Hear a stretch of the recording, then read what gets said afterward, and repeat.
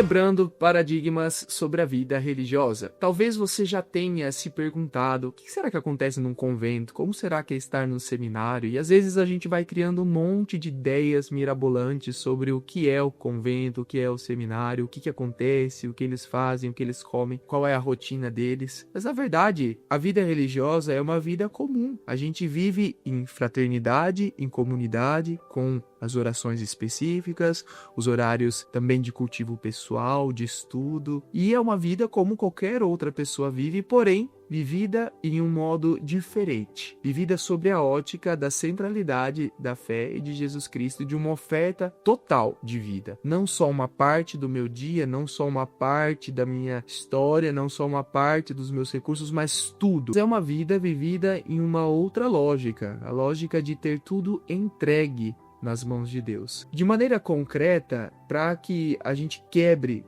esses paradigmas, o modo como a gente idealiza a vida religiosa, é importante primeiramente que você entenda isso, que você entenda que a vida religiosa é uma vida comum, vivida por pessoas comuns, mas que decidiram entregar essa vida em um modo extraordinário. E para isso, claro, nós temos algumas regras, nós temos um modo de vida, um estilo de vida particular, que não nos permite fazer algumas coisas que talvez nós faríamos se nós estivéssemos em outro estilo de vida. E aqui é importante ressaltar uma coisa: o fato da gente não poder fazer algumas coisas não significa que nós estamos sendo privados de algo, ou que tem alguém que nos impõe isso, a madre superiora, o padre geral, que vai nos impondo esses julgos pesados sobre nós. Não tem nada a ver com isso. Tem a ver com uma escolha de vida. E toda escolha de vida vai comportar alguma renúncia. Aliás, se você quer viver a vida cristã de maneira autêntica, você vai precisar fazer renúncias. Porque é na renúncia que você vai aos poucos morrendo para si, para deixar Deus viver em você, para deixar a vida da graça que habita dentro de você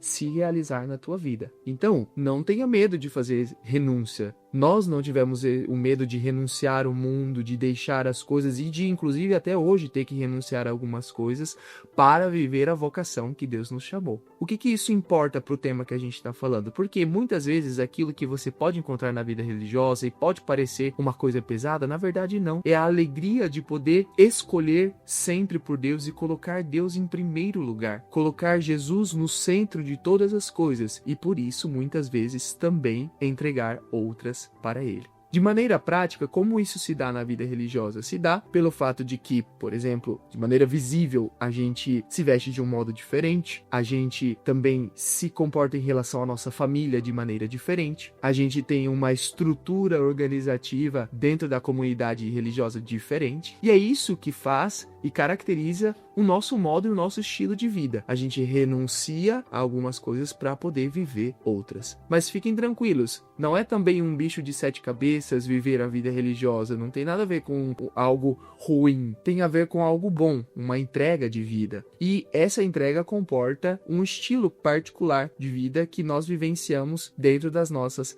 casas religiosas. Por exemplo, nós não podemos estar em todos os eventos da nossa família, mas não quer dizer que a gente renuncia os laços familiares. A gente renuncia estar com eles de maneira perene e continuada, mas não significa que a gente não tenha férias, por exemplo, que a gente não possa estar com eles. Sim, a gente tem férias, a gente pode estar com a nossa família, a gente tem um tempo para dedicar também para eles. Afinal de contas, nós viemos de uma família e a gente não pode renunciar à nossa história. Aqui, por exemplo, na vida consagrada, na copiosa, eu posso falar para vocês de maneira mais específica, nós também vivemos muitos momentos de alegria, de confraternização, então a gente também pode sair de casa, a gente também pode ir ao cinema, também pode assistir um filme. Às vezes a gente pensa que estar na vida religiosa é ficar trancado para sempre. Não, no caso das comunidades de vida ativa, como é a Copiosa Redenção, a gente pode sair. Inclusive, eu digo para vocês, acho que dos 12 anos que estou na Copiosa Redenção, eu acho que estive em muito mais lugares e fiz muito mais coisas do que eu poderia fazer estando fora da vida religiosa. É interessante isso, né? Porque eu mesmo achava que a vida religiosa ia tirar tudo de mim, que Deus ia tirar tudo. Também eu tinha esse paradigma, essa idealização errada sobre a vida religiosa, e na verdade não. Deus, ele operou muito mais do que eu poderia imaginar ou pensar. Ele me deu muito mais do que eu poderia imaginar de fato. Se nós estamos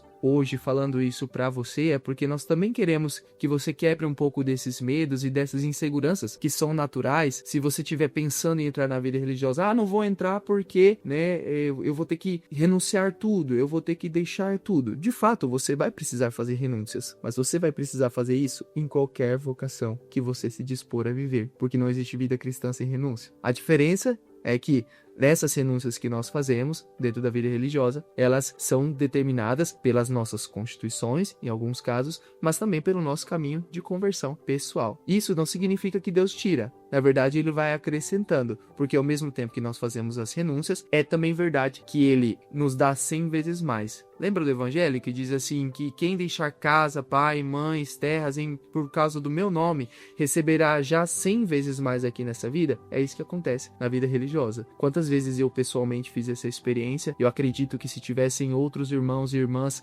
falando sobre isso aqui, vocês poderiam perceber a mesma coisa. De fato, Deus nos deu 100 vezes mais, porque nós não estamos mais vivenciando a nossa família circunscrita, o pai, a mãe, os irmãos, os tios, tias, mas a gente está vivendo uma família mais ampla. Deus deu 100 vezes mais irmãos, pais, mães. A mesma coisa para as questões práticas do dia a dia. A gente não tem uma casa no nosso nome porque fazemos um voto de pobreza, mas nós temos tantas casas porque todas as casas da congregação são nossas casas. Nós também renunciamos à escolha de estar em um lugar ou em outro para poder deixar que Deus ele nos mostre qual é o lugar que nós devemos estar através da obediência aos nossos superiores. E isso é algo muito enriquecedor. Pessoalmente, eu digo para vocês, as transferências, as mudanças que foram acontecendo na minha vida, elas me ajudaram a construir uma rede de relações que eu nunca pensei que eu poderia ter. Uma rede de amigos, de pessoas próximas, de